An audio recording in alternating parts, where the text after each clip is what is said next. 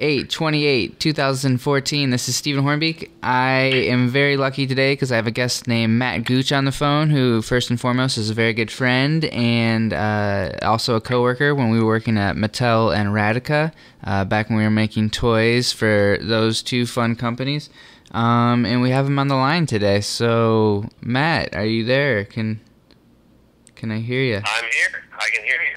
Yeah, no, I'm glad we had a chance to jump on the phone and, you to take the time to just talk to us about all the great stuff you're doing, because I know we made some amazing things when we were working at Mattel and Radica, and I know we also did some really fun stuff on the side because we became pretty good friends along the way. So just so everyone knows, Matt was a packaging designer and I was a product designer, and so we had to meet on a daily basis to just come up with great ideas to make sure whatever we were thinking up looked best at retail and was best for the product and best for the consumer, kind of is the the end person. But Matt and I worked together to do that. So one product line we worked on was called the 360 line, and you want to tell them about that a little bit, Matt? Talk about the great 360 project. I'm not the designer of toys like you are. I'll try my best. 360 line was a licensed product for a lot of the games that you played in the past, whether it be Tetris or Pictionary or what was the other one? No, I can't even remember. Uno. Yeah, it's been ages, huh? Yeah, Uno. And had an accelerometer in it, and you're able to spin it and play it, and a lot of the gameplay was four-sided and based on gravity and movement. So we had to not only make something that functioned with games that you're used to playing growing up as a kid, or whatever you did, but a new way to play it that was fun, and a new way to kind of bend the rules. But the true challenge was making that happen and making packaging that represented it in a way that when someone came up in the store, they'd know to pick this thing up and play with it and spin it around. And we definitely went through some rounds there on both sides. Oh yeah, I remember that. Cleared out. Yep. But it turned out to be pretty successful, and I thought I was real happy with the look of it, especially for the time. It looked pretty new and exciting for that time. I know in a few years goes by and everything looks dated, no matter what you do.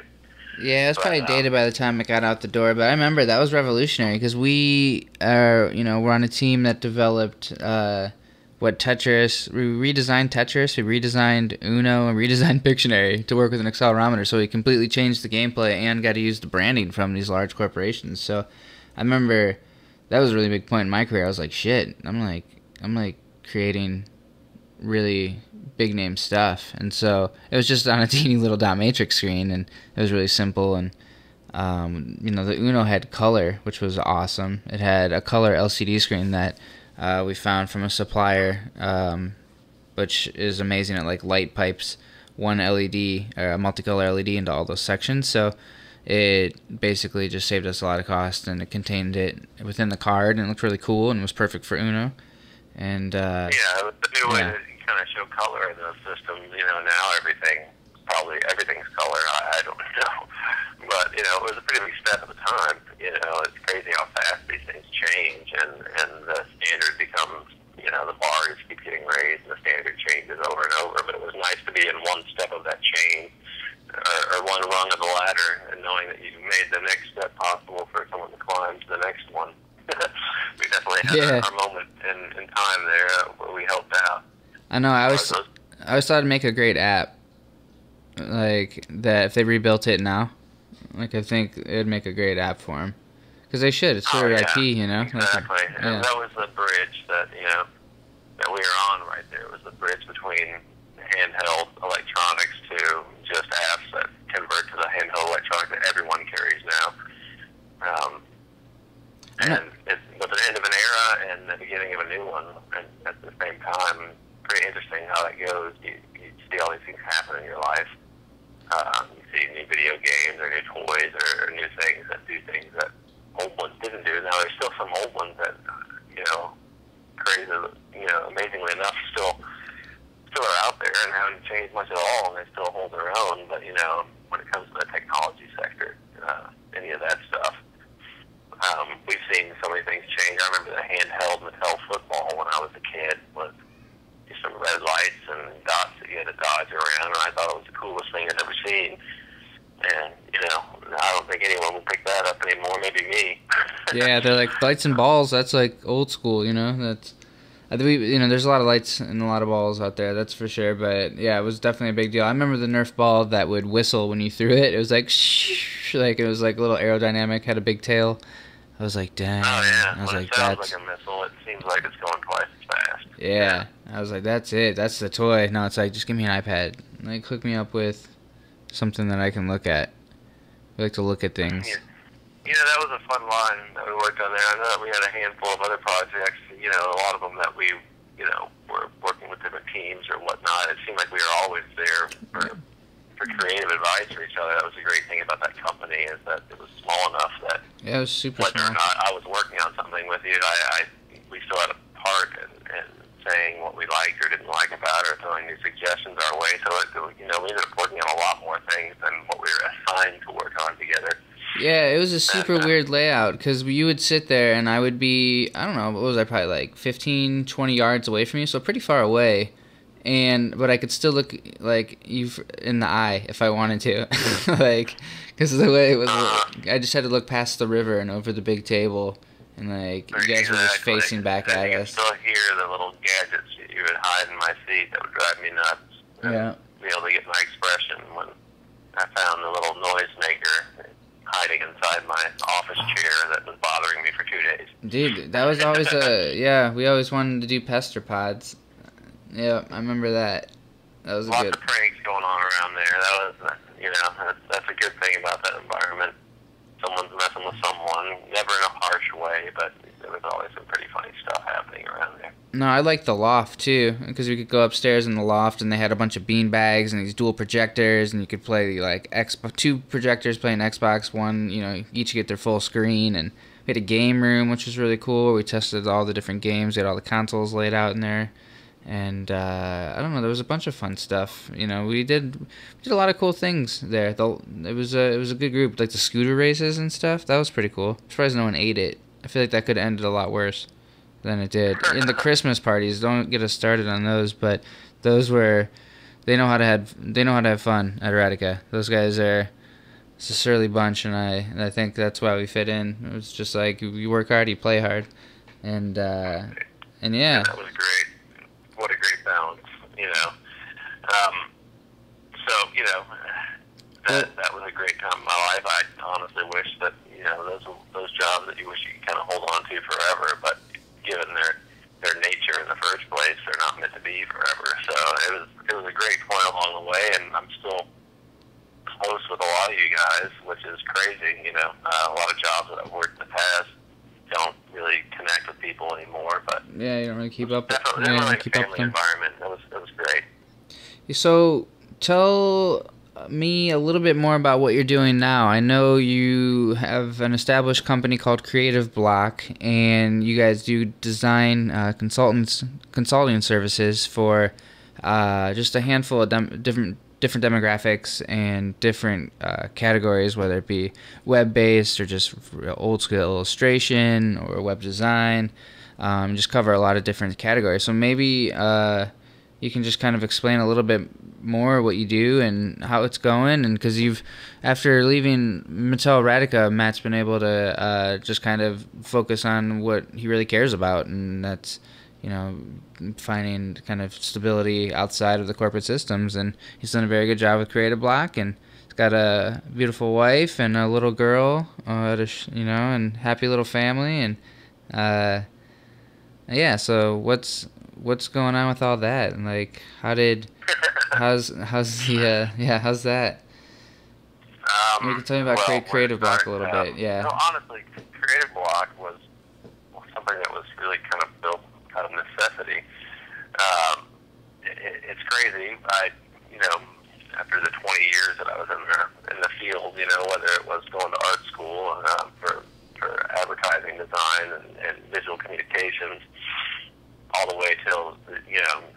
companies I worked for in between. But once I actually hit the spot where I was working for Radica / Mattel, I got to a point where I was just really enjoying the variety of work that I was doing. There was a lot of businesses I'd work for. I'd have certain accounts, and you kind of find yourself doing the same thing day in, day out with these accounts. Excuse me.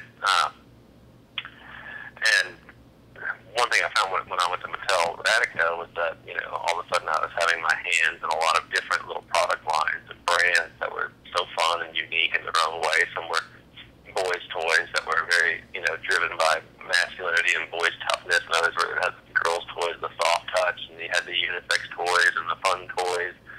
And there's so many different levels of what we were doing that I always felt like I could come to work and do something different.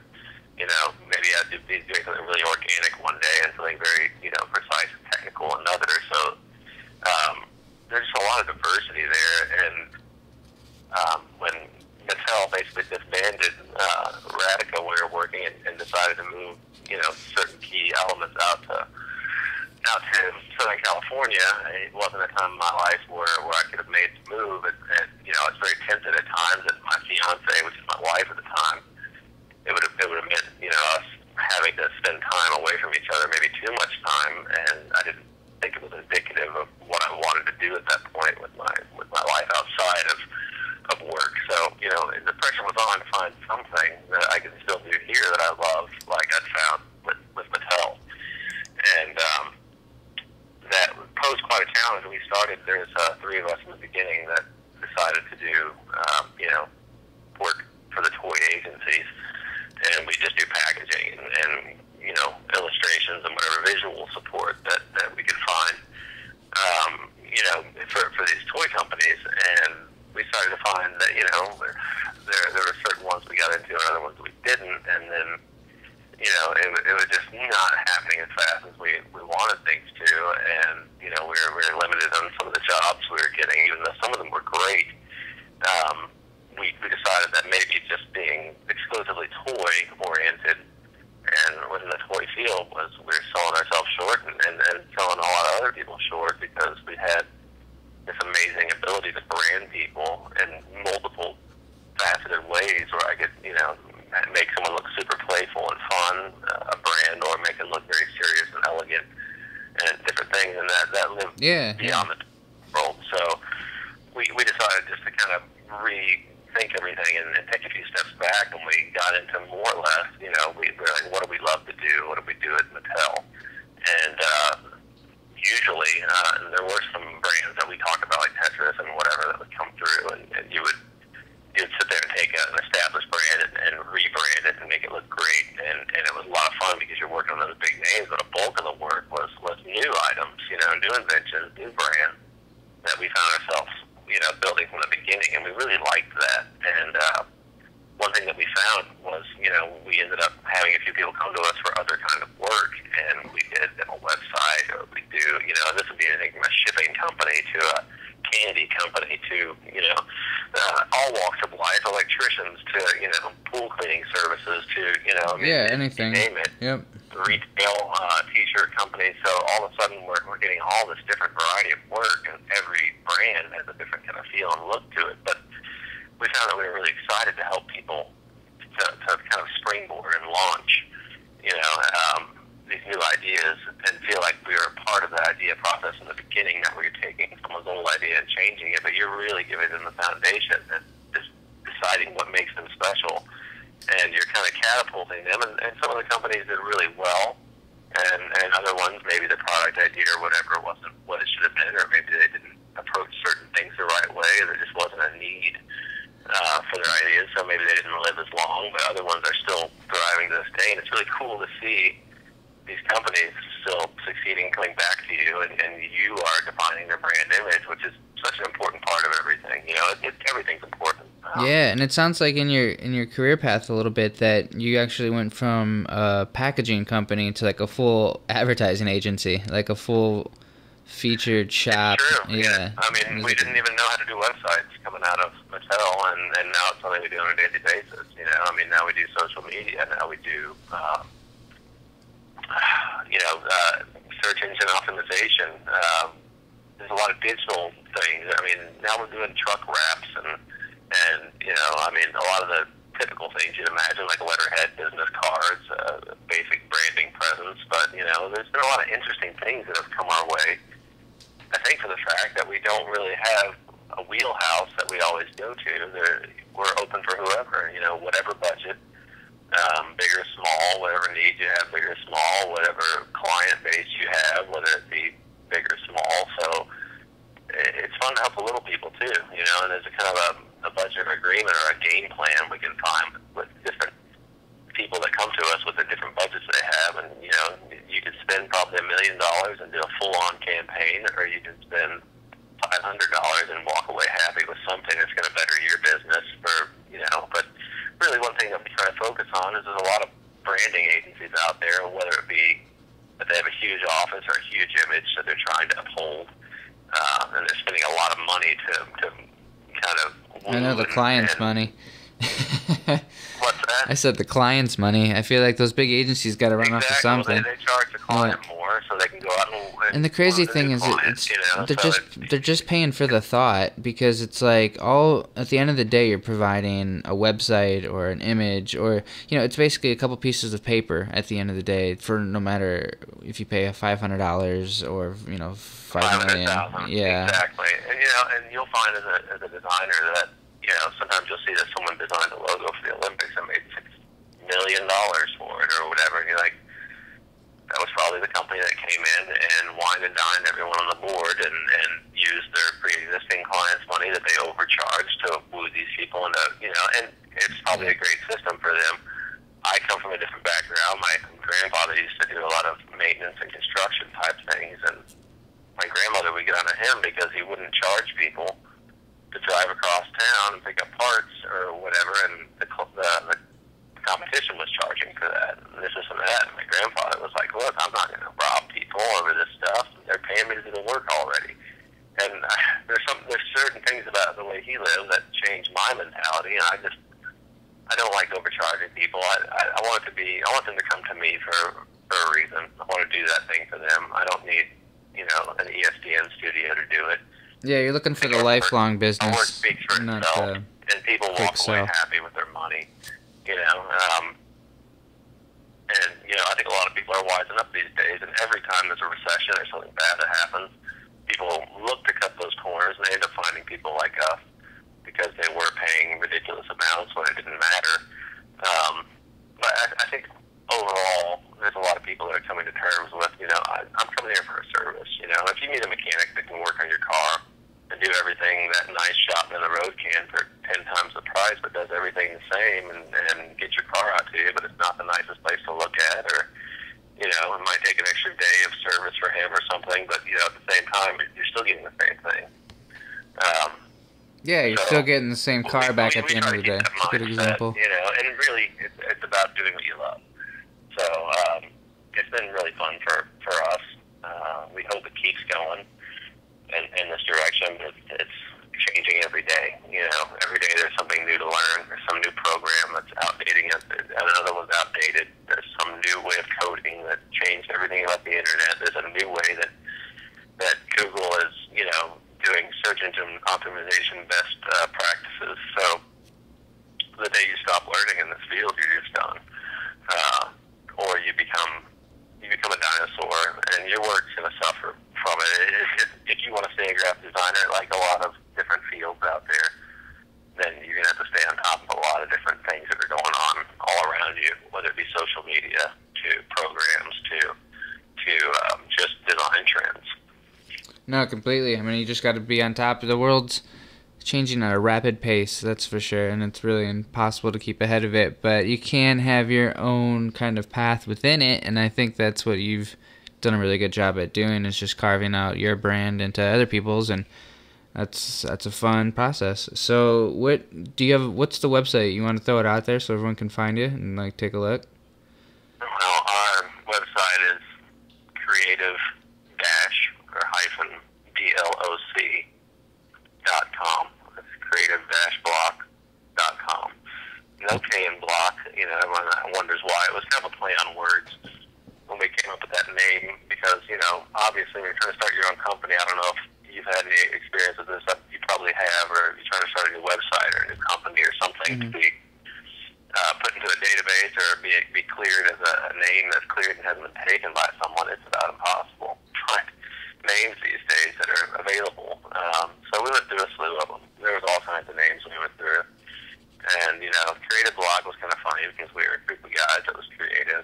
And, it was our mission to go out and stop Creative Block or Writer's Block per se. But, we used the LLC because we were more of a group of creatives. But it was funny because we wanted people to come to us when they had Creative Block and needed help getting over it. So it ended up working well in the end.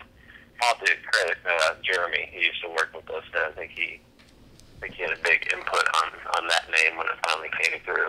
Yeah, Jeremy's awesome. I haven't seen that dude in forever, but he was amazing. He was like a sweet painter and just super funny. Great painter. Yeah, and a good graphic designer too. That worked in the commercial field, like so many of us. Yeah, he just he believed in his art and he just made it, and I thought that was cool. And then he just came to work and made some sweet stuff at work, and then just called it a day. He just always had his backpack on and a can of Monster and out the door. I will say that the toy industry is great at that. It seems that you have a lot of artists that are working commercially for you that have not lost their passion for the creative art. And I've seen a lot of other fields that I've worked in that were different, where the creatives would get beat down and last thing they wanted to do is pick up the paintbrush or pen or whatever it was that got them there in the first place, because they were maybe creatively worn out, maybe emotionally worn out. I'm not sure what it is, but definitely the environment of those places seem to inspire you to be even more creative on a non-commercial level. Did you get that feeling when you were working at those places as well? Yeah. I mean, I think corporations kind of do take creatives and bring them together a little bit, because they're like, oh, they all come to the common bond that they don't want to do the same thing over and over again, even though I think they're all under challenged a little bit, because it's rare. I think I'm really lucky with where I'm at now, but there's positions where sometimes you don't get to use the best of your abilities, and you have all this that you want to give, and they're like, no, just we just need you to work in this area and just be focused in on this tiny little section. And you want to offer so much more, and when you're creatively confined from doing Absolutely. Yeah. I agree. I think that there's so many creatives that always want to keep challenging themselves, or that's the whole reason you became creative in the first place, or you got to that point where you've noticed, because you're always trying to push the envelope or try a new way to do things, and just that whole thought process. You want to, it's great for those companies because you get 20 of those guys together and you get them in a big group, and you're bound to get some really nice ideas that come out. That many creative minds together. Just a matter of having the rest of the pieces in place to make those creative ideas a reality. Yeah, exactly.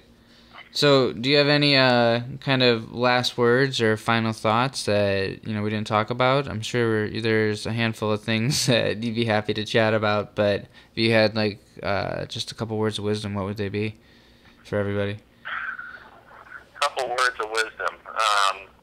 Man, there's so many from my road that I've went down, and ultimately I can't complain, because I think where I've ended up was by making some mistakes at times and not doing what I truly envisioned that I would love, or was forced into some situations and made some bad decisions at younger ages that kind of steered me a different direction than creatively where I thought I was going to go. But, life's a series of twists and turns and different ways you can take, but, ultimately I've ended up in a really good spot somehow. And I do enjoy what I do every day, which I know a lot of people can't say they do, and I think I make a pretty decent living doing it. But, there was a time when I was younger, and a lot of people were like, you're an artist, you need to go to this school, it's local, and you do art, you should do this, you should be an architect, you should do computer animation or whatever. Anything that they thought of that was artistic, they were trying to push you into, but it's really your own personal thing. You're never going to see the future as an artist, so it's hard to say whether you should have gotten into the computer area or this area at a younger age. But, really got to stay focused on what it is that you really love to do. I know this is cliche, but you know, you got to make yourself want to work every day. You know, if you can't be growing, doing something you love, then you know, why invest so much time in your life toward it? I think it goes back to why the core of why you do it. You know, it's like that's. It's not cliche. It's just really thinking about why we're doing these things. So why are we starting a business, and why it's just because you want to love what you're doing, love where you're at, and be in a position in life where you're comfortable. So if you're dreaming that this business or this job or whatever is gonna get you there, it never will. You have to find your happiness, you know, in that place, like in ahead of that game. Does that make sense at all? Or am I? Absolutely. And you know what? I will say this, because, you know, with you saying that, even though I think I was maybe pushed to make some decisions at a younger age, you know, that weren't exactly what I felt like I should be doing, I was able to, over the years in that field, carve my own path. You know, there were a lot of decisions to be made along the roads that led me to where I am. I could have been in some total other form of design right now. I could have been doing just production art, Photoshop work, which is what I started doing out of school, high-end Photoshop work. I still use it in what I do now, but, you know, I was like, no, I want more. I want to design. I want to, you know, and when I finally get a job designing, I was like, well, I want to do a different kind of design. I'm tired of doing this stuff. And, you know, ultimately it led me to Mattel, where I was doing package design, which ultimately led me onto my own with, you know, everything. There's a reason for everything. But, you know, you can't regret any move you made, because I could have sat there and regretted where I went to college, because I didn't feel like it was necessarily fine art enough for me. I wanted to be an illustrator or a published artist, you know, and I think I really had some ability to do that, but I made a decision that kind of threw me in a whole other direction, and I've made the best out of that as well. And now, years later down the line, I've been faced with the opportunity to illustrate and do some of the things that I dreamed of in the beginning. So, never think that you've made a wrong turn that can't be rectified. There's always some new channel or river that carves itself out. That, you know, a new door opens. You have the opportunity to, you know, to go down these paths. But, you know, I guess the thing that I'm trying to say here is, you know, don't just ever settle. If you're not happy in a job or a position in your life, you know, don't just settle for the security. I would say go for it. I'm a passionate guy. I'm an artist. You know, I'm always looking for the better thing. I'm always looking to learn more. I'm always looking to do what I love and to help others. So if I ever feel like I'm getting stagnant somewhere, I'm not learning anymore, I'm not helping others, I'm not growing, then of course I move on. That's my secret to success to this point.